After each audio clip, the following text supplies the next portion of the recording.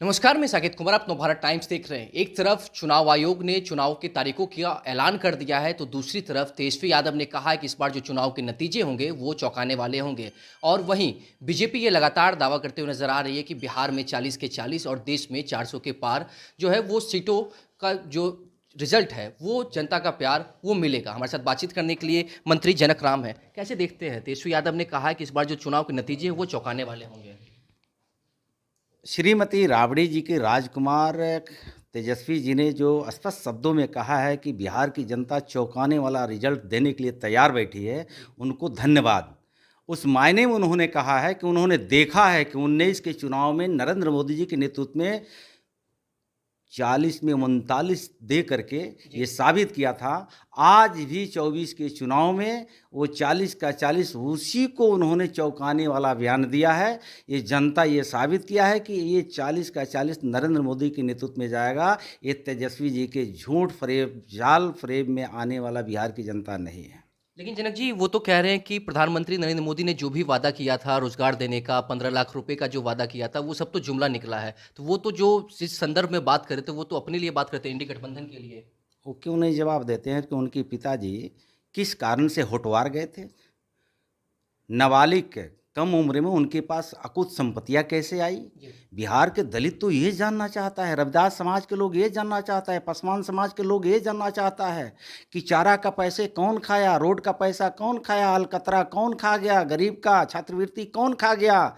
तो बिहार की जनता तो धन्यवाद दे रही है गरीब के बेटा नरेंद्र मोदी जी को कि नरेंद्र मोदी जी को आने के बाद से जिस तरह से अमूल चूल व्यवस्थाएं में परिवर्तन हुआ, गरीबों में परिवर्तन हुआ। जिस गरीबों के थाली में अन्न नहीं होता था उसके थाली में अन्न दे करके नरेंद्र मोदी जी दीनदयाल उपाध्याय जी का अंत्योदय का सपना साकार किया, बाबा साहब अम्बेडकर जी का जो सपना था वो साकार किया।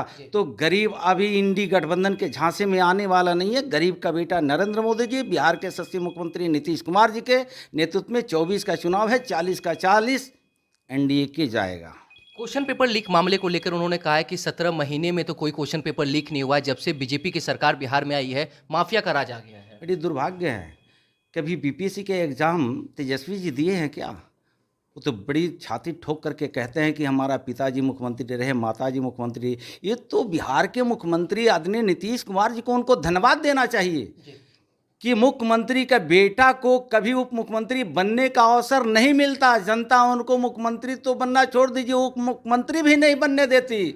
लेकिन एनडीए के शासनकाल में बिहार के मुख्यमंत्री आदरणीय नीतीश कुमार जी, गरीब गुरबा के रहनुमाई करने वाले नरेंद्र मोदी जी के नेतृत्व में उनको डिप्टी सीएम का ये ताकत मिली। तो ये जनता के द्वारा नहीं, बिहार के मुख्यमंत्री जी ने दिया था। आने वाले दिनों में वो सपना उनको कभी अब साकार होने वाला नहीं है।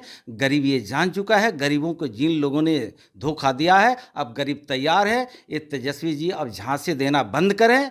वो गरीब के बेटा नहीं है, मुख्यमंत्री का बेटा है। बाबा साहब अम्बेडकर जी ने कहा था कि राजा का बेटा राजा नहीं होता है, रानी का बेटा रानी नहीं बनती है।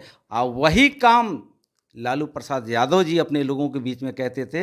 लेकिन शर्म आती है कि कहते कुछ है करते कुछ है। बिहार की जनता भी जान चुकी है, अब राजा का बेटा राजा नहीं बनेगा, रानी के पेट से जन्मी बेटी रानी नहीं बनेगी। ये बाबा साहब अम्बेडकर का अगर सपना कोई साकार कर रहा है तो देश के यशस्वी प्रधानमंत्री नरेंद्र मोदी जी, राज्य के मुखिया नीतीश कुमार जी।